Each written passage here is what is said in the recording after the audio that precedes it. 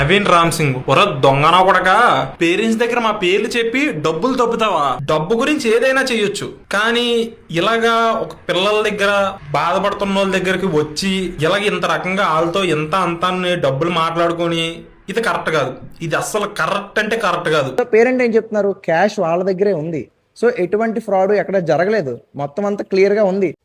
ఏం జరిగింది, ఏం జరుగుతోంది, ఏం జరగబోతోంది నాకిప్పుడే తెలియాలి. బేబీ కృష్ణ ఒక స్కామ్ ఇష్యూ అంటే SMA టైప్ 1కి సంబంధించిన వ్యాధి విషయంలో 9 కోట్ల రూపాయలు అవసరం ఉంటే అడిషనల్గా కొంత ఫండ్ను కలెక్ట్ చేసి చాలా మంది దగ్గర కోట్ల రూపాయలను వసూలు చేసి ఒక ఇన్ఫ్లుయెన్సర్ మోసం చేశాడు అనేటువంటి ఉదంతం వెలుగులోకి వచ్చింది. భగవాన్ నాకు ఇలాంటి పరీక్ష పెట్టాడు తండ్రి. బాబు ఆర్కే బీచ్ లో వాళ్ళ అమ్మకి హెల్త్ బాగాలేదని గాంధీ గెటప్ వేసి రూపాయి అడుక్కుంటాడు. సాయం చేసేది ఉంటే సాయం చేస్తాం మేము ఫోన్ చేసి.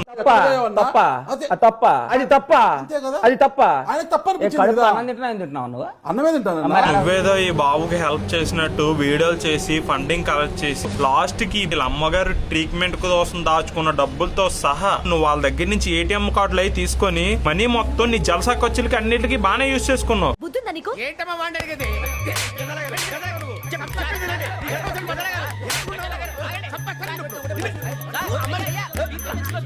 ATM తీసుకున్నాక నాకు మెసేజ్ వస్తాయి కదా, ఆ మెసేజ్లు వస్తుంటే లేదు నాకాడ ఉన్నాయిలే, నేను హాస్పిటల్కి వెళ్ళి ఖర్చు పెడతాను, మీరే ఇబ్బంది పడమాకుండా అన్నాడు. మళ్ళీ తర్వాత వాళ్ళు బ్యాడ్, వాళ్ళు తిరుగుబోతుడు అని చెప్పేసి సొసైటీలో వాళ్ళు బ్యాడ్ చేస్తే అది తట్టుకోలేక వాళ్ళ అమ్మ చనిపోయింది.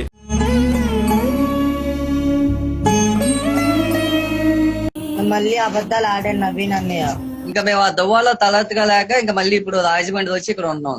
ఏంటయ్యా ఎందుకు ఇంత ఎమోషనల్? గట్టిగా అడుగుతుంటే కేసు పెట్టుకోండి అంటున్నావు. ఈ రోజు వాళ్ళ అమ్మ నువ్వు తీసుకురాగలవా?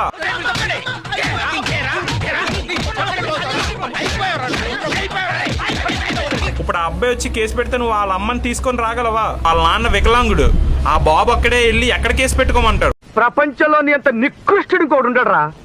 శవం మీద మరమరాలు ఎలుగుతునేవాడు మొహలా మొహం చూడు. ఆ పిల్లని అర్థం పెట్టుకుని నువ్వు ఫేమస్ అయ్యి డబ్బులు ఈ విధంగా నువ్వు సంపాదిస్తే అది నీకు అరుగుతుందా అసలు?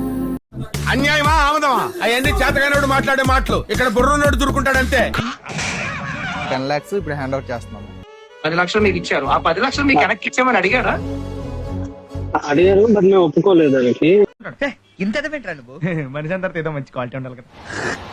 ఆ వీడియోలో 10 లక్షలు ఇచ్చాడు, రిటర్న్ మళ్ళీ ఇచ్చేయమని చెప్పి అడిగితే వాళ్ళు ఇవ్వననేసరికి అప్పటి నుంచి వాళ్ళతో కాంటాక్ట్ లో ఉండడం మానేశాడు. నా దందా అంతా ఇది వ్యాపారం. నేను 50,000 ఇచ్చాను, ఇదంతా స్క్రిప్ట్ అన్నట్టు నవీన్ ఏమో వాళ్ళ ఫాదర్ కి చెప్పాడంట. అతను వచ్చారు 50,000 డొనేట్ చేశారు, నవీన్ అయితే ఆ 50,000 మళ్ళీ బ్యాక్ తీసుకున్నారు. నేనే వాళ్ళ చేతి ఇప్పించాను, మీరు మళ్ళీ నాకు ఇచ్చేయండి అని.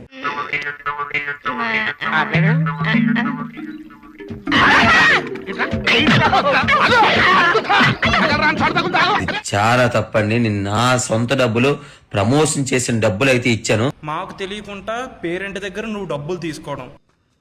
నీకు సిగ్గు, శరం, బుద్ధి, జ్ఞానం, రోసం, పౌరుషం, మానం, మర్యాద ఇలాంటి ఏమైనా ఉన్నాయా? నువ్వు ఫస్ట్ నాకు ఏమైనా మెసేజ్ చేసావో నా దగ్గర ఉన్నాయి. ఫస్ట్ నేను మీట్ అయినప్పుడు ఎలా మీట్ అయ్యో నా దగ్గర వీడియోలు ఉన్నాయి. ఏంటి నువ్వేమో ఏసీ కారుల్లో తిరుగు, మేమేమో ర్యాపిడోలు చేసి రోడ్ల మీద అలా అలా దేవులాడుతూ ఉంటాం. కరెక్టే సార్, పాపం ఫీల్ అయినట్టున్నారు. ఏం తప్పు చేశాను నేను?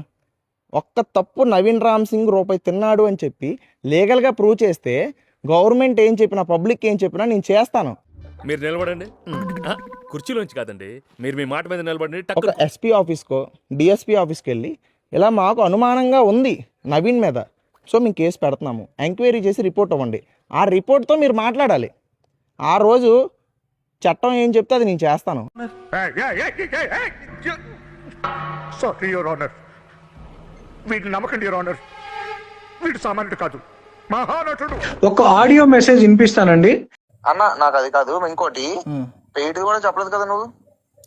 పెయిడ్ లేదు, చెప్పలేదు అన్న. అది చెప్పువా, నా జీవితం క్లోజ్ అయిపోయినట్టే తెలుసా.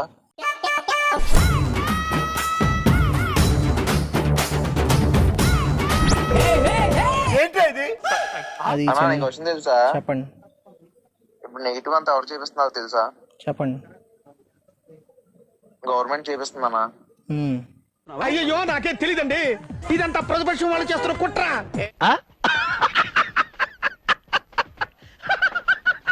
నన్ను నమ్మి ఒక అతను నీకు ₹1,00,000 బాబుకి ఇవ్వడానికి ముందుకు వచ్చినప్పుడు నువ్వు ఆ అమౌంట్ పేరెంట్స్ కి ఇచ్చి రిటర్న్ తీసుకున్నావంట. 1 lakh? ఓ సూపర్ అసలు. ఇప్పుడు గుర్తొచ్చింది.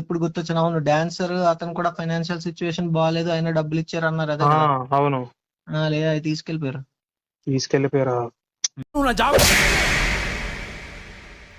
దొంగతనం అనరా మరేమంటారు? తస్కరించుట. రెండింటికి ఏంటి తేడా? దొంగతనం అంటే దౌర్జన్యంగా దోచుకోవటం, తస్కరించుట అంటే తెలివిగా తీసుకోవటం. సోది చెప్పి కవర్ చేయకు. ఓన్లీ వీడియో కనిపించేలాగేమో పేరెంట్ కి ఇచ్చి మళ్ళీ వెనక్కి తీసుకున్నావంట. ఇప్పుడు వచ్చి పోనీ ఆ పేరెంట్ కి ఇచ్చిన వీడియో కూడా ఇప్పుడు వచ్చి నువ్వు పోస్ట్ చేయలేదు. ఇది ఎంతవరకు కరెక్ట్ అనియా? మీరు ఇంత టార్చర్ పెట్టడం సో మనకి 9.5 CR నుండి 11.5 CRకి అయితే మనం ఇంపాక్ట్ గ్రూప్లో మార్చాం కదండి. సో ఎవరు భయపడకండి, అది నేను ఓన్గా డిసిషన్ తీసుకున్నాను.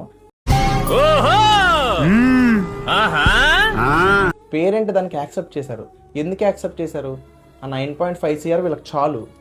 ఎక్స్ట్రా వచ్చిన అమౌంట్ ఇంకొక బేబీని కాపాడడం కోసం నేను తీసుకున్న డిసిషన్. ఇతనెంత అమ్మాయి కూడా నాకు అర్థమైపోయింది. Oh my God, mister Ali, I'm very sorry. ఏందిరా జోకర్, నువ్వు 2 కోట్లు పెంచింది క్యాష్ అంతా లెక్కలు మనకి కూడా తెలియదా? చూడు ఒకసారి ఇది. ఇంపాక్ట్ గురువులో ఒక పేషెంట్ డబ్బులు ఇంకో పేషెంట్ కి యూజ్ చేయడానికి అవ్వదని డైరెక్టర్ గూగులే చెప్పింది.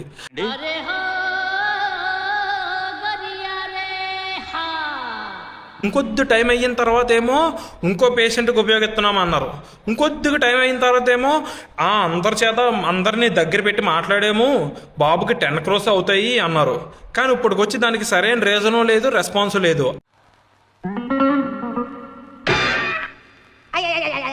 ఒకరిని మోసం చేస్తున్నామంటే ఎట్లుండాలా? ప్యాంట్కి తెలియకుండా జాంగ్ ఎత్తుకోవాలా? ఒకరిని చీటింగ్ చేస్తున్నామంటే ఎట్లుండాలా? బనీన్కి తెలియకుండా డ్రైయర్ లాగేయాలా? కారు పొలము అమ్మేసి మహావీర్కి వాళ్ళ అక్కకి సంబంధించి 10 లక్షలు ఇచ్చావు, బట్ దాన్ని వెనక్కి అడిగావంట. ఏంటి తమ్ముడు ఇది? అంటే అది మహావీరు వాళ్ళ అక్కకి సంబంధించిన ఫండ్ రైజింగ్ ని మధ్యలో ఎందుకు ఆపేసావు తమ్ముడు? నువ్వు అనొచ్చు ఫ్యామిలీసే అబద్ధాలు చెప్తున్నారేమో అని. నాకు తెలిసి సహాయం పొందినోడు సహాయం చేసిన వాడి మీద అబద్ధాలు చెప్పడు.